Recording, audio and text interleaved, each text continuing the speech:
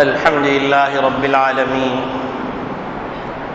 والصلاة والسلام على أشرف الأنبياء والمرسلين وخاتم النبيين محمد وعلى آله وصحبه ومن تبعهم بإحسان ودعا بدعوتهم إلى يوم الدين.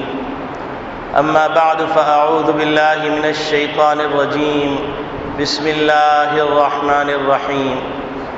قال الله تبارك وتعالى: وإذا حييتم بتحية فحيوا بأحسن منها أو ردوها. وقال النبي صلى الله عليه وسلم: أفشوا السلام وأطعموا الطعام وصلوا الأرحام وصلوا بالليل والناس نيام تدخلوا الجنة بسلام، أو كما قال عليه الصلاة والسلام. میرے محترم بزرگوں، عزیز دوستوں، دینی اسلامی بھائیوں، اللہ رب العالمین نے ہر بد امنی کے اندر کوئی نہ کوئی امن کا راستہ دکھایا ہے. ہر پریشانی کے بعد اللہ نے راحت کا انتظام کیا ہے.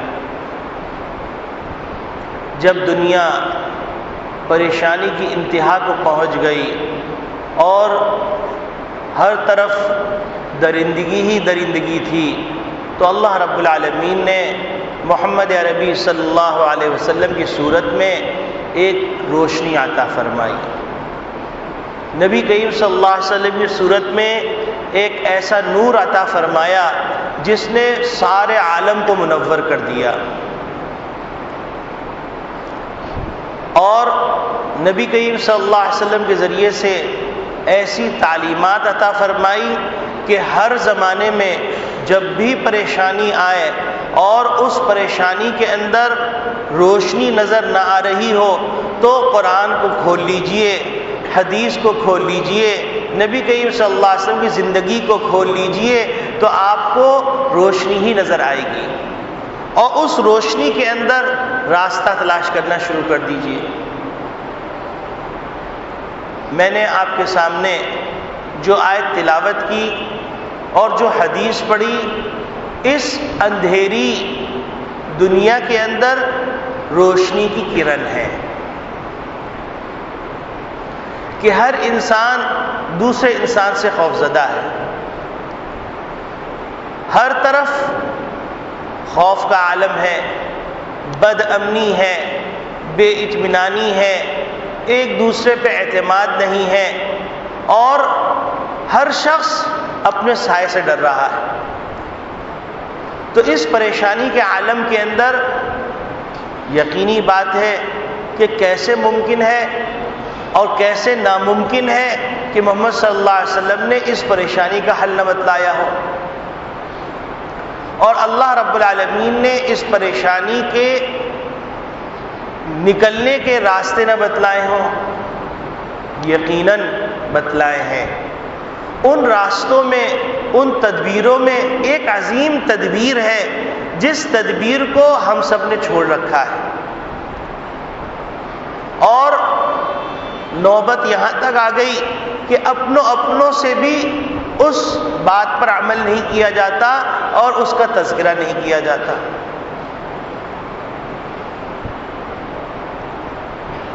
اور وہ چیز ہے سلام.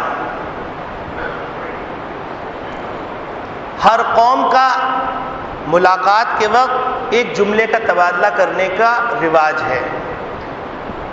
کوئی ملتا ہے تو مل کے کہتا ہے ہیلو، ہائے، اور کوئی ملتا ہے تو کہتا ہے، کوئی اور الفاظ استعمال کرتا ہے، گڈ مارننگ، گڈ ایوننگ، کوئی کہتا ہے شب بخیر، کوئی کہتا ہے صبح بخیر.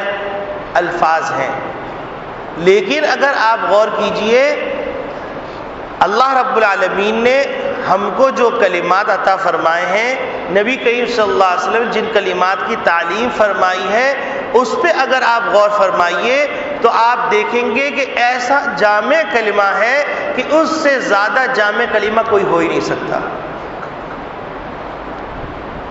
اگر کوئی آدمی ہیلو کہتا ہے تو اس ہیلو کہنے سے کیا فائدہ ملے گا؟ کوئی آدمی نمستے کہتا ہے، نمسکار کہتا ہے، تو اس سے کیا فائدہ ملے گا؟ کوئی آدمی اگر کہہ رہا ہے کہ شب بخیر، تو وہ ایک خاص وقت یعنی شام جو آپ کی شب ہے وہ بخیر ہو، یا وہ گڈ مارننگ کہہ رہا ہے یا گڈ ایوننگ کہہ رہا ہے، تو خاص وقت تک کے لیے محدود ہے وہ کلمات۔ لیکن اس کے مقابلے میں ایک آدمی دوسرے آدمی سے مل رہا ہے، ایک مسلمان دوسرے مسلمان سے مل رہا ہے، تو جب وہ یہ کہتا ہے کہ السلام علیکم ورحمۃ اللہ وبرکاتہ، تو گویا کہ وہ ساتھ ساتھ یہ پیغام دے رہا ہے کہ مجھ سے خوف زدہ نہ ہو، میں تمہارے لیے خیر کا پیغام لے کے آیا ہوں، میں تمہارے لیے برکتوں کی دعائیں لے کے آیا ہوں، میں تمہاری رحمتوں کی دعائیں لے کے آیا ہوں، مجھ سے خوف زدہ نہ ہو۔ اور میں اس کنبے سے تعلق رکھتا ہوں جس کنبے کی تعریف نبی کریم صلی اللہ علیہ وسلم نے فرمائی، المسلم من سلم المسلمون من لسانه ویدی، کہ مسلمان وہ ہے جس کی زبان سے اور جس کے ہاتھ پاؤں کی تکالیف سے دوسرے انسان محفوظ ہو جائے، دوسرے مسلمان محفوظ ہو جائے۔ تو ایک آدمی جب ملاقات کرتا ہے، ملاقات کرنے کے بعد کہتا ہے السلام علیکم ورحمۃ اللہ وبرکاتہ، تو دل کے اندر جو وحشت ہوتی ہے وہ وحشت اور خوف نکل جاتا ہے۔ اور پھر صرف یہی نہیں کہ وہ وحشت اور خوف نکل جاتا ہے، بلکہ سامنے والے کی دل کے اندر ہمدردی پیدا ہو جاتی ہے، سامنے والے کی دل کے اندر محبت پیدا ہو جاتی ہے، سامنے والے کی دل کے اندر قدردانی کے جذبات پیدا ہو جاتے ہیں۔ اب میں اگر آپ سے ملاقات کروں اور میں کہوں اور میاں کیا حال ہے، کہاں پھر رہے ہو، تو عجیب سا لگے گا۔ لیکن اگر میں آپ سے کہوں السلام علیکم ورحمۃ اللہ وبرکاتہ، ایک دم دل کے اندر محبت کے جذبات پیدا ہو جائیں گے۔ تو اللہ رب العالمین نے مسلمانوں کو اتنا پیارا کلمہ عطا فرمایا، لیکن بدقسمتی سے مسلمانوں نے اس کو چھوڑ دیا۔ اب تو نوبت یہاں تک آ گئی کہ ایک دوسرے سے ملتے ہیں تو ماں بہن کی گالیاں دیتے ہیں، کہتے ہیں یہ محبت کی علامت ہے۔ مجھے بتلائیے کون سی محبت ہے کہ کسی کی بہن کو آپ گالی دے رہے ہیں، کسی کی ماں کو گالی دے رہے ہیں، کسی کو آپ گالی دے رہے ہیں اور آپ کہہ رہے ہیں کہ یہ محبت کے کلمات، اس سے بے تکلفی ہوتی۔ یہ وہی بات ہو گئی کہ انسان گندی چیزوں کا عادی بن جائے تو اس کو اچھی چیز میں مزہ ہی نہیں آتا۔ جیسے آپ نے دیکھا ہوگا گلی کوچوں کے اندر ایک ریڑھی ہوتی تھی، اس ریڑھی کے اندر کچھ مچھلیاں ہوتی تھیں، کچھ چٹنیاں ہوتی تھیں، کچھ چورن ہوتی تھی، لوگ چارانے آٹھانے کے خریدتے تھے اور بڑے خوشی سے کھاتے تھے۔ اب حالانکہ وہ چٹنی چورن کس انداز سے بنتی تھی کہ جس کی کوئی انتہا نہیں، بہت سے لوگ ایسے تھے کہ اچھی چٹنیاں آنے کے باوجود کہتے تھے میاں اس چٹنی کا جو مزہ ہے وہ مزہ نہیں ہے، کیونکہ منہ کو گندی چاٹ لگ گئی۔ جب گندی چاٹ لگ گئی تو اچھی چاٹ کا مزہ ہی نہیں آ رہا۔ تو اسی طریقے سے جب ہم اسلام سے دور ہوئے اور اسلامی تعلیمات سے دور ہوئے تو اس کا انجام یہ ہوا کہ ہمیں گندی چاٹ لگ گئی۔ گندی چاٹ لگ جانے کے نتیجے میں اب ہمیں اچھی چیزیں سمجھ میں نہیں آ رہی۔ تو اللہ رب العالمین نے ہم کو جو کلمہ عطا فرمایا وہ اتنا مبارک کلمہ ہے جس کے اندر خیر ہی خیر ہے۔ اور پھر آپ یہ سوچئے کہ یہ کلمہ اللہ رب العالمین نے اہتمام سے عطا فرمایا۔ کیسے اہتمام سے عطا فرمایا؟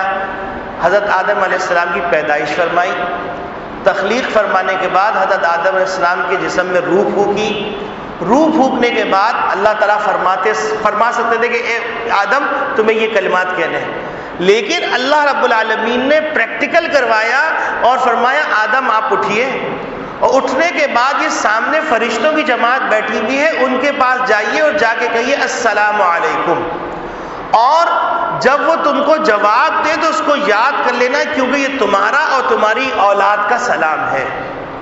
اب آپ دیکھیے حضرت آدم علیہ السلام تشریف لے جا رہے ہیں اور جا کر فرشتوں کی جماعت کو کہتے ہیں السلام علیکم، تو فرشتے جواب میں کہتے ہیں وعلیکم السلام ورحمۃ اللہ۔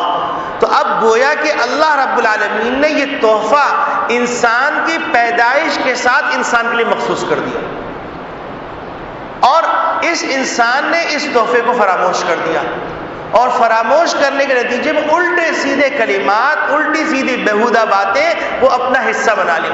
اس کا نتیجہ کیا ہو رہا ہے؟ اس کا نتیجہ یہ ہو رہا ہے کہ ایک انسان دوسرے انسان سے خوفزدہ ہے، ورنہ انسان کو انسان کہا ہی اس لیے جاتا تھا کہ اس کے اندر انسیت، وہ درندہ نہیں۔ آج نوبت یہاں تک آ گئی کہ کوئی آدمی قریب سے گزر رہا ہے تو خوف کے مارے دوسرا آدمی اس کو دیکھ رہا ہے، پتہ نہیں کس قبیلے سے تعلق رکھتا ہے، اس کی کیا نیت ہے، کیا نظریہ ہے، کیا مقصد ہے، کیوں گزرا، اس نے کیوں غور سے دیکھ لیا۔ اب سلام تو اپنی اولاد کو بھی نہیں کر رہے، اور پھر توقع کر رہے ہیں کہ اللہ تعالیٰ ہمارے ساتھ صحابہ جیسے معاملات کرے، ہمارے ساتھ فرشتوں جیسے معاملات کرے۔ اپنی اولاد کو گالی دے رہے ہیں، اپنی اولاد کو بددعائیں دے رہے ہیں، اور توقع کر رہے ہیں کہ جنید بغدادی بن کے پیدا ہو۔ کیسے ہوگا؟ ماں باپ دعائیں نہیں دے رہے تو کہاں سے ہوگا؟ اساتذہ دعائیں نہیں دے رہے تو کہاں سے ہوگا؟ اب بچہ کلاس میں آ رہا ہے اور جو ہے ٹیچر کلاس میں آ رہے ہیں تو بچوں کو سے گڈ مارننگ سر، انا للہ و انا الیہ راجعون۔ مسلمانوں کے پاس کیا کلمہ کم ہے؟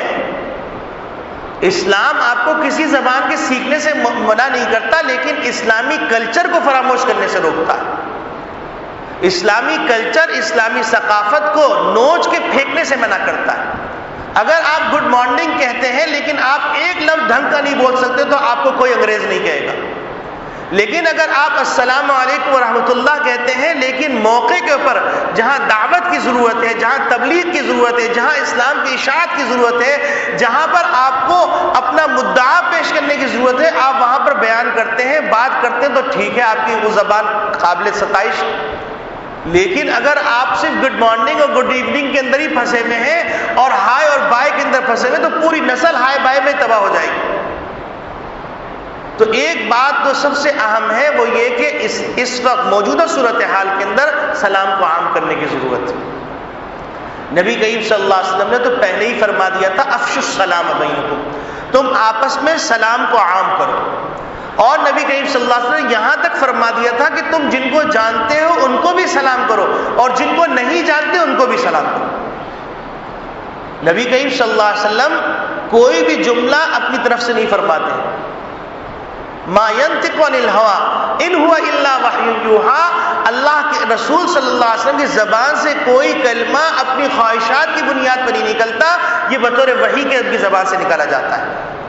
تو اللہ رب العالمین نے اس کائنات کے نظام کو چلانے کے لیے بہت سے ایسی چیزیں عطا کی، بہت سی ایسی باتیں عطا کی جس کو چھوڑ دینے کے نتیجے کے اندر کائنات میں فساد پیدا ہو رہا ہے۔ ان میں ایک چیز ہم نے سلام کو چھوڑ دیا۔ نبی کریم صلی اللہ علیہ وسلم نے ایسے تو نہیں فرما دیا البادئ بالسلام، جو سلام میں پہل کرے گا بریء من الکبر، جو سلام میں پہل کرے گا وہ تکبر سے باہر نکل جائے۔ تو یہ اتنی ساری بشارتیں جو نبی کریم صلی اللہ علیہ وسلم نے فرمائی ہیں یہ بلا وجہ نہیں فرمائی، بلا وجہ اس کی ترغیب نہیں دی۔ اور ایک موقع میں تو نبی کریم صلی اللہ علیہ وسلم نے یہاں تک کر دیا کہ ایک دفعہ تشریف فرما تھے، ایک صاحب آئے تو انہوں نے کہا السلام علیکم، نبی کریم صلی اللہ علیہ وسلم کو جواب دیا اور فرمایا عشرہ۔ دوسرے صاحب آئے اور آپ صلی اللہ علیہ وسلم کو سلام کیا، آپ صلی اللہ علیہ وسلم نے فرمایا وعلیکم السلام اور فرمایا 20، انہوں نے کہا السلام علیکم ورحمۃ اللہ۔ تیسرے صاحب آئے، انہوں نے آ کے کہا السلام علیکم ورحمۃ اللہ وبرکاتہ، نبی کریم صلی اللہ علیہ وسلم نے جواب دیا اور فرمایا 30۔ تو صحابہ اکرام رضوان اللہ اجمعین نے عرض کیا اللہ کے رسول آپ نے جو 3 موقع پہ 3 باتیں فرمائی ہیں اس کی ذرا تفصیل بیان فرما دیجیے۔ تو آپ صلی اللہ علیہ وسلم نے فرمایا کہ پہلا شخص جب آیا تھا تو اس نے آ کے کہا السلام علیکم، تو اس نے مختصر سلام کیا تو ہم نے اس کو جواب دیا اور تم لوگوں کو سمجھانے کے لیے کہہ دیا کہ اس کو 10 نیکیاں مل گئی۔ جب دوسرا آدمی آیا آ کے اس نے کہا السلام علیکم ورحمۃ اللہ، یعنی 2 کلمات کہے تو ہم نے کہا وعلیکم السلام ورحمۃ اللہ اور کہا 20، یعنی اس کو 20 نیکیاں مل گئی۔ اور پھر اس کے بعد تیسرا آدمی آیا، آنے کے بعد اس نے کہا السلام علیکم ورحمۃ اللہ وبرکاتہ، اس نے 3 کلمات کہے تو ہم نے اس کو جواب دیا اور کہا 30 کہ اس کو 30 نیکیاں مل گئی۔ اب آپ سوچئے کہ صبح سے شام تک ہم کتنی نیکیاں جمع کر سکتے ہیں، اور آج تو ان نیکیوں کی قدر و منزلت نہیں ہے، کل حشر میں ایک ایک نیکی کے لیے آدمی مارا پھر رہا ہوگا کہ ایک نیکی مل جائے اور میں جنت میں داخل ہو جاؤں۔ اس وقت پتہ چلے گا یہ نیکی کتنی قیمتی چیز ہے۔ اس وقت کوئی سکہ نہیں چلے گا، کوئی عہدہ نہیں چلے گا، کوئی منصب نہیں چلے گا۔ آج ایک آدمی کا فیوچر، حالانکہ اس کا فیوچر ایک لمیٹڈ دنیا کے فیوچر ہے، اس کا اگر ایک پرچہ کم نمبروں سے ہونے لگا تو ماں باپ پریشان ہو جاتے ہیں، تمام سفارشات استعمال کرنے کی کوشش کرتے ہیں، تمام تگ و دو کرتے ہیں اور کہتے ہیں خدا کے واسطے اس پرچے میں اس بچے کو نکال دیے ورنہ اس کا 1 سال ضائع ہو جائے گا، اس کا فیوچر تباہ ہو جائے گا، اس کا ریکارڈ خراب ہو جائے گا۔ حتیٰ کہ ایسے کانشیس والدین بھی ہیں کہ اگر بچے کی غیر حاضری لگ گئی تو میرے بچے کا ریکارڈ خراب ہو جائے گا، اور آ کر کوشش کرتے ہیں کہ اس کی غیر حاضری ختم کر دی جائے۔ تو دنیا کے اندر ہم اتنے کانشیس ہیں، لیکن اپنے آخرت کے بارے میں ہم اتنے بھولے ہیں کہ ہم چلتے پھرتے جو نعمتیں بٹور سکتے ہیں وہ نعمتیں بھی چھوڑ رہے ہیں۔ اب آپ سوچئے کتنے افراد ہیں، 18 کروڑ کی تو آبادی پاکستان کی ہے، اور صبح سے شام تک کتنے لوگوں سے ملاقات ہوتی ہیں۔ ایک طرف ہم نیکیاں بٹور سکتے ہیں، دوسری طرف ہم محبت کا پیغام دے سکتے ہیں کہ السلام علیکم ورحمۃ اللہ، السلام علیکم ورحمۃ اللہ۔ اب آپ سوچیے نیکیاں مل رہی، دھڑا دھڑ ملٹیپلائی ہو رہی۔ دنیا کے اندر تو حال یہ ہے کہ ایک آدمی اسٹاک میں جاتا ہے، اسٹاک میں جانے کے بعد اسکرین پہ دیکھ رہا ہوتا ہے کہ پوائنٹس بڑھ رہے ہیں، تو اس کی خوشی کی انتہا نہیں ہوتی کہ میرے اتنے پوائنٹس بڑھ گئے۔ حالانکہ فزیکلی کوئی ٹرانزیکشن نہیں ہو رہی، صرف اس کو معلوم ہے کہ اس کے اندر میں نے اپنے بروکر سے یہ چیز رکوائی۔ شرعی نقطۂ نگاہ سے اس کی حیثیت کیا ہے یہ الگ موضوع ہے، لیکن دنیاوی اعتبار سے ہم اتنے کانشیس ہیں کہ ہم اس جگہ پر شیئرز میں ہاتھ ڈالتے ہیں جہاں پر ملٹیپلائی ہو رہا ہوتا ہے۔ تو دنیا کے اندر رہتے ہوئے ہم کو آخرت کا جو شیئر حاصل کرنا ہے، جہاں پر اس کے علاوہ کوئی سکہ چلنے والا نہیں، اس کی ملٹیپلائی کرنے کی فکر نہیں۔ ہم اس سلسلے میں ہم لوگ بالکل بے فکر ہیں، ہم نے سب چیزیں اللہ کے حوالے کر دی، اللہ نقطہ نواز ہے، اللہ دے دے گا۔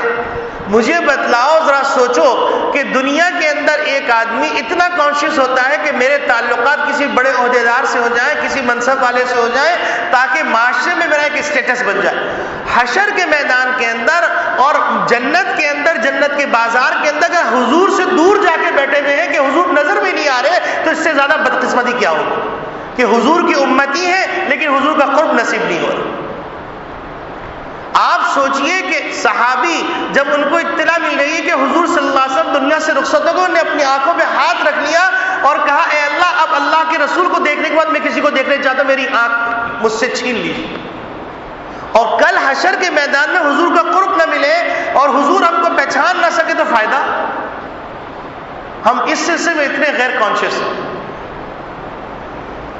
تو میرے عزیز دوستو بھائیو، ایک عمل جس کو ہم نے چھوڑ دیا ہے وہ ہے سلام کا عمل، کہ ہم سلام کو عام کریں جتنا ہو سکے، چاہے ہم کسی بھی شخص سے ملیں، جس کو جانتے ہیں نہیں جانتے، ہمارا قریبی ہے، دور والا ہے، پرایا والا ہے، کوئی بھی ہے، اس کو سلام کیجئے تو ایک ایسا ماحول وجود میں آ جائے گا کہ ایک دوسرے کو ہمدردی ہو جائے گی۔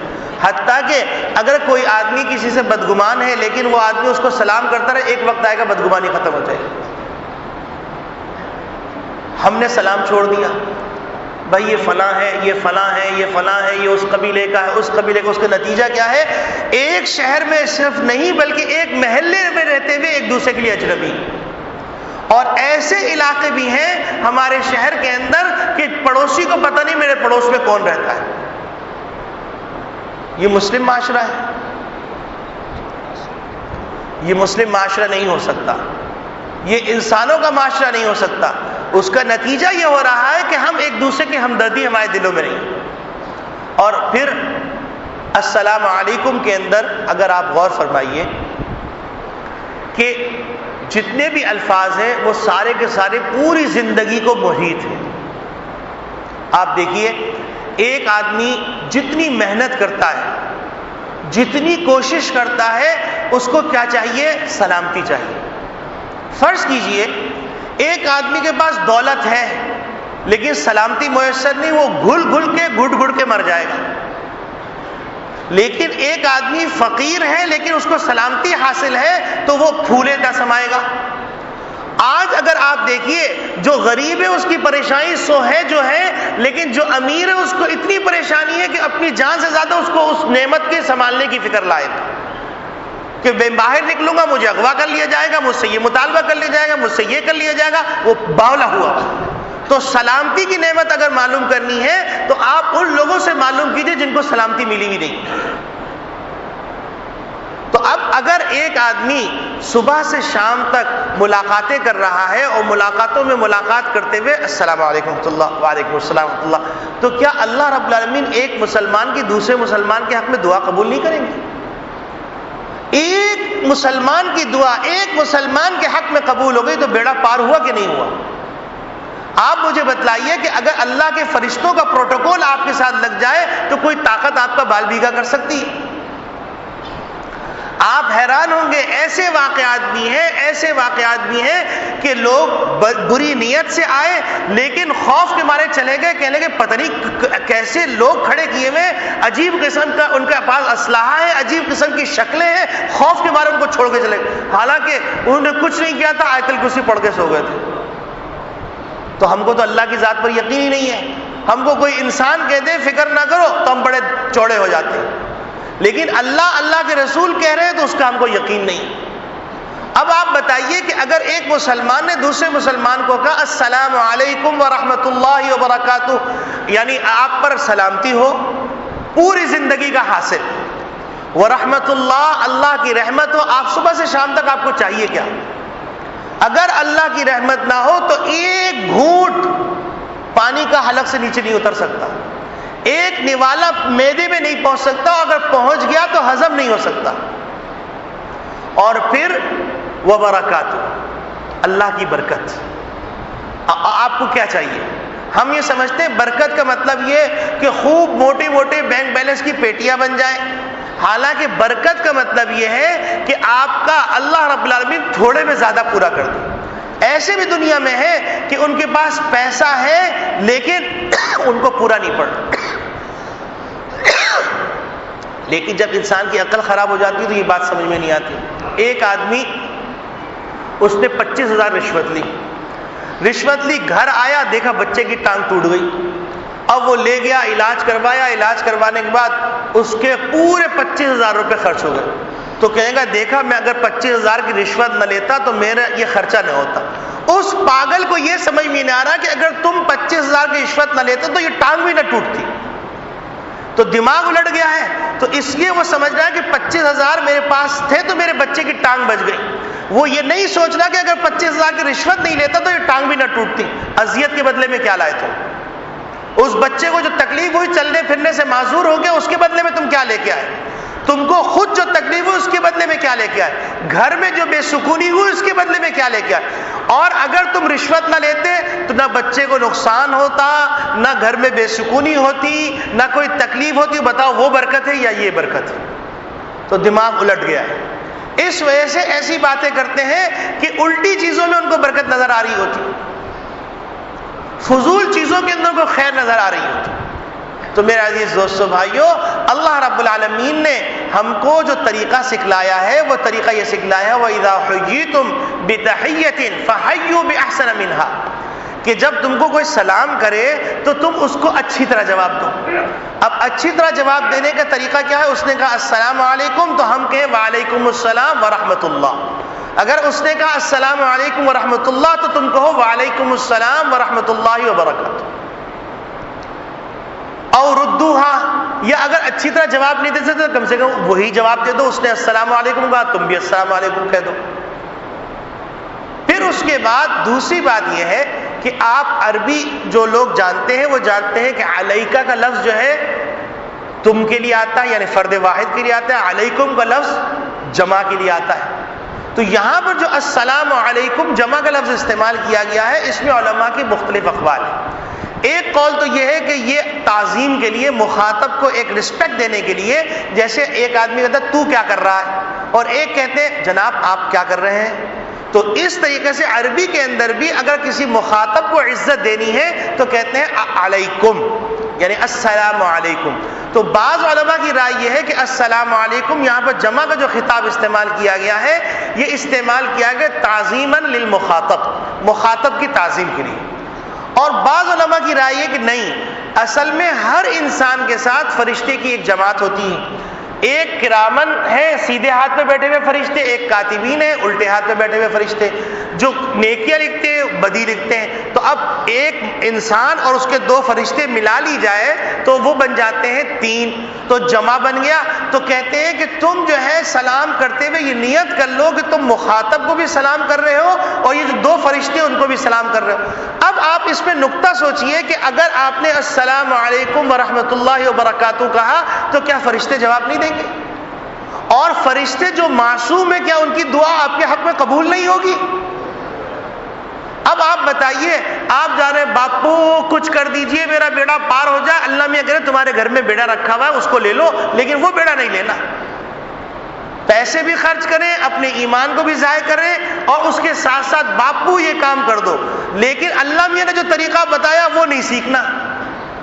تو السلام علیکم اگر ہم یہ کہنے لگے، اس کو رواج دینے لگے، اپنے بچوں کے لیے باپ سے زیادہ ہمدرد کون ہو سکتا ہے؟ اور بچوں کا اپنے ماں باپ کے ہمدرد ہونا بالکل یقینی ہے. تو دونوں ایک دوسرے کو جو دعا دیں گے وہ کتنی برکت والی دعا ہوگی، کتنی محبت والی اور کتنی اخلاص والی دعا ہوگی. تو کیا اللہ کی غیرت سے بعید ہے یہ بات کہ اللہ دعا قبول نہ فرمائے؟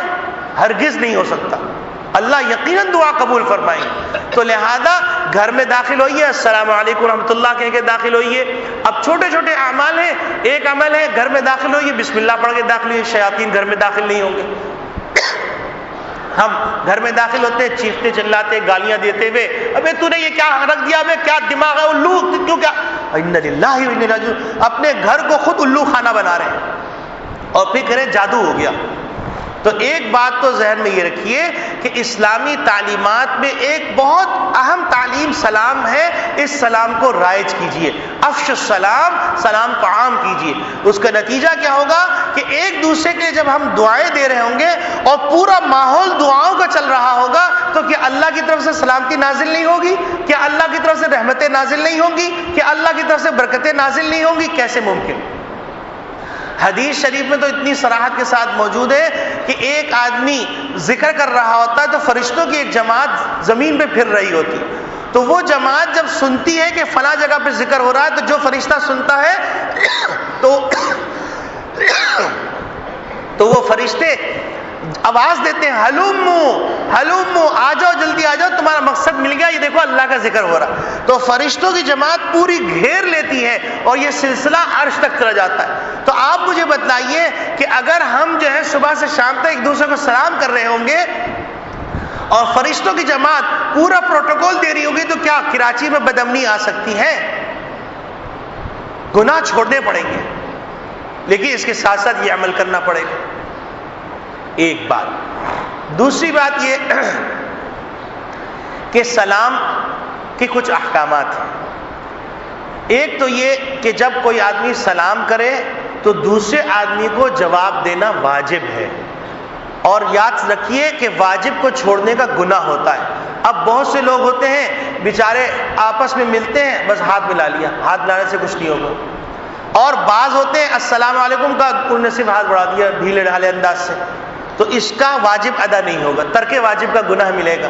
تو لہذا کوئی آدمی اگر کہتا ہے السلام علیکم تو جس کو سلام کیا گیا ہے اس کو جواب دینا واجب ہے، اور اگر جواب نہیں دے گا ترک واجب کا گناہ گار ہوگا. اسی طریقے سے اگر ایک مجمع ہے، اس مجمع کے اندر ایک آدمی آ رہا ہے اور مجمع خاموش بیٹھا ہوا ہے، کسی کام میں مصروف نہیں ہے، تو ایک آدمی پورے مجمع کو السلام علیکم ورحمۃ اللہ کہہ دے تو کافی ہے. اب سب کو ایک ایک فردن کر کے سلام کرنے کی ضرورت نہیں، اور پورے مجمع میں سے ایک آدمی نے جواب دے دو تو واجب ادا ہو جائے گا. اسی طریقے سے اگر کوئی آدمی ذکر میں مشغول ہے، قرآن کریم کی تلاوت میں مشغول ہے، کھانا کھانے میں مشغول ہے، یا وعظ میں مشغول ہے، یا لوگ کسی کا وعظ سن رہے ہیں، یا کوئی آدمی قضاء حاجت میں مصروف ہے، ایسی صورت میں سلام کرنا جائز نہیں ہے. سلام نہیں کرنا چاہیے، منع ہے.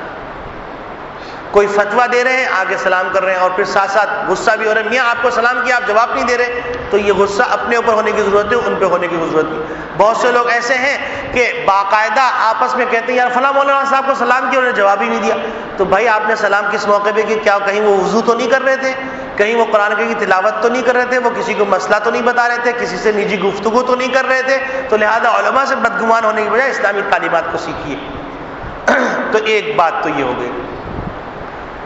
ایک اور بات یہ ہے کہ ایک آدمی اگر کھڑا ہوا ہے تو بیٹھے ہوئے کو سلام کرے گا.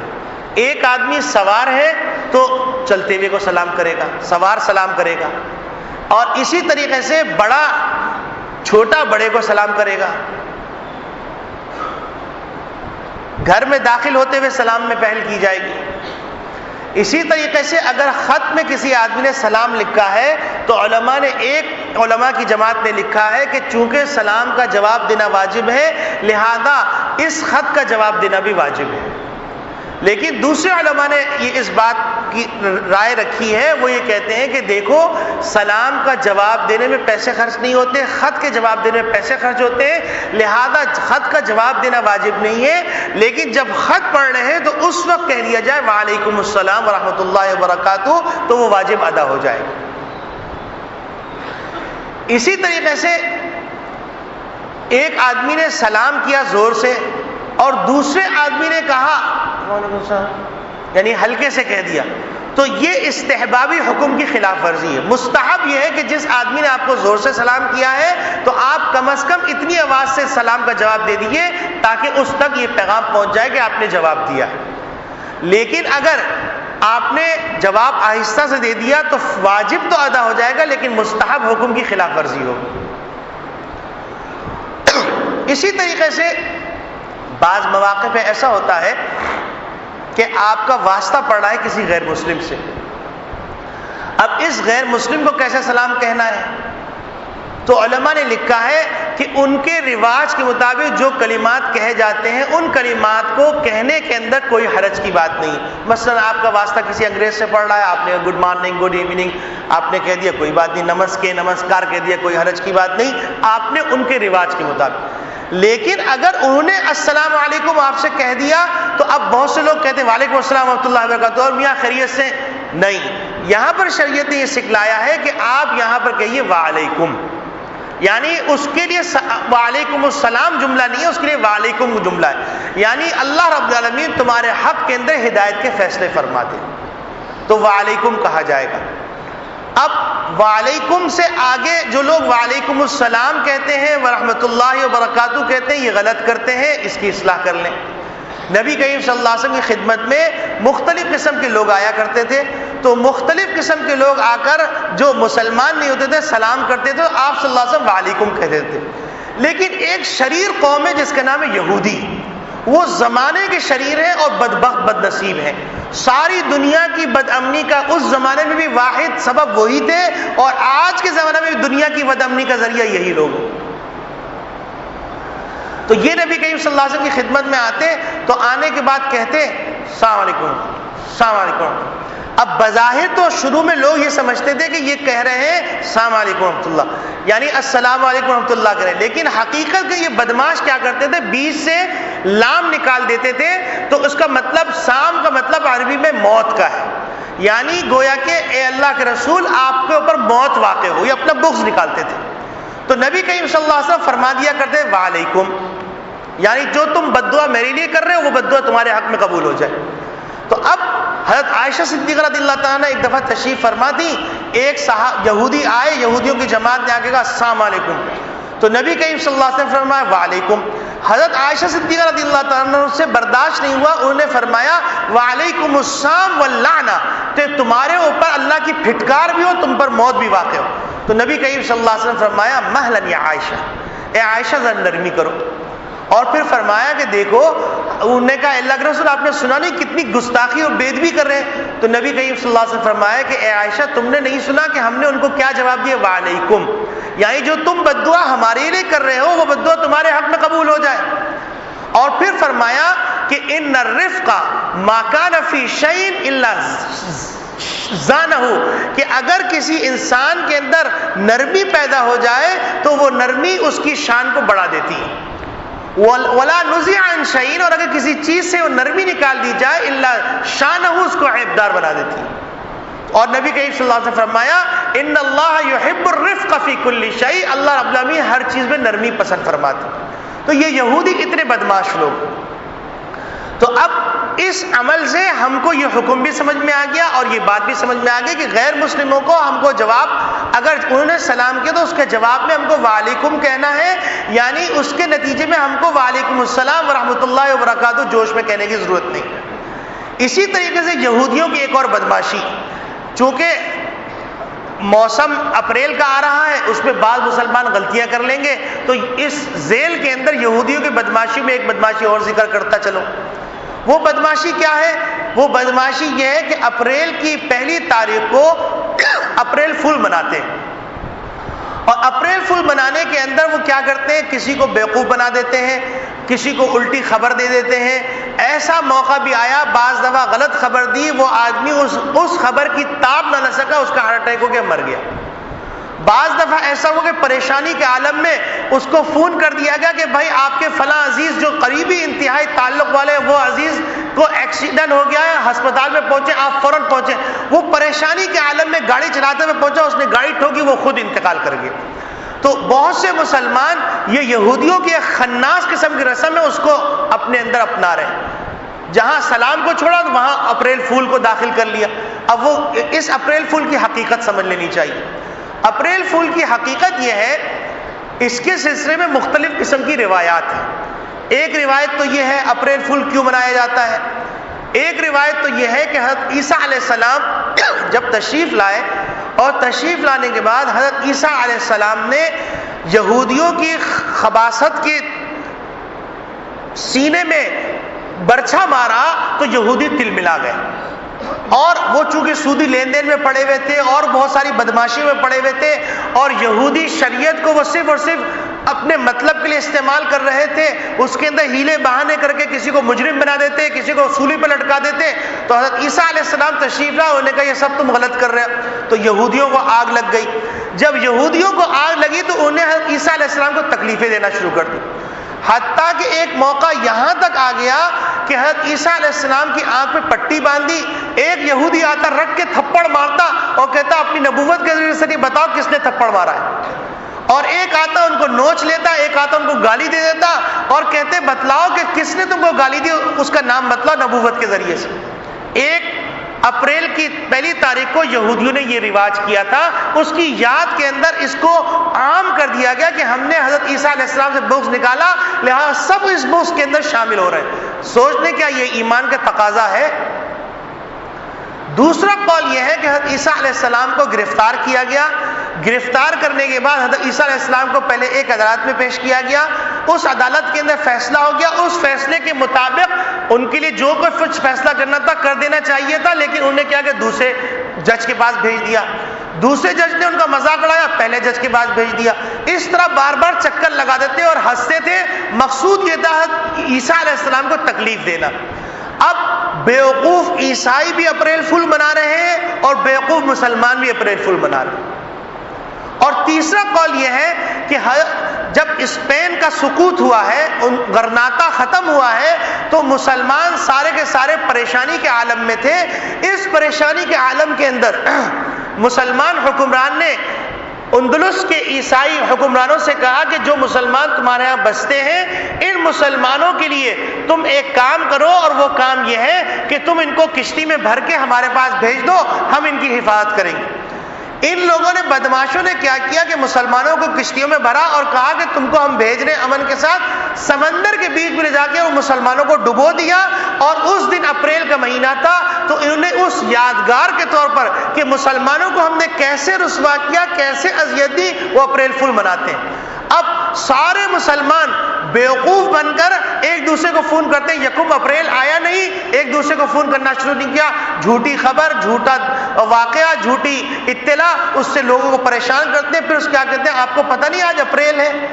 تو یاد رکھیے کہ یہودیوں کی سازش سے بچیے، اور نمسکے، نمسکار، گڈ مارننگ، گڈ ایوننگ کی بجائے السلام علیکم رواج دیجیے، اور ساتھ ساتھ اپریل فول منانے کے بجائے آپ اپنے آپ کو اس گناہ سے نکالیے، کیونکہ نبی کریم صلی اللہ علیہ وسلم نے ہم کو تعلیم دی ہے کہ حضرت آدم علیہ السلام سے لے کے محمد صلی اللہ علیہ وسلم تک جتنے بھی پیغمبر ہیں ان پر ایمان لانا ضروری ہے، کسی ایک کی بھی استہزاء کی تو ایمان سے خارج ہو جاؤ گے۔ تو لہذا جو مسلمان دانستہ طور پر بیوقوفی کے اندر اپریل فول منا رہے ہیں وہ اس سے توبہ کر لیں۔ تو ساری باتوں کا خلاصہ کیا ہوا؟ ساری باتوں کا خلاصہ یہ ہوا کہ ہم کو سلام کو رواج دینا ہے، اور ہمیں یہودیوں کی نقالی نہیں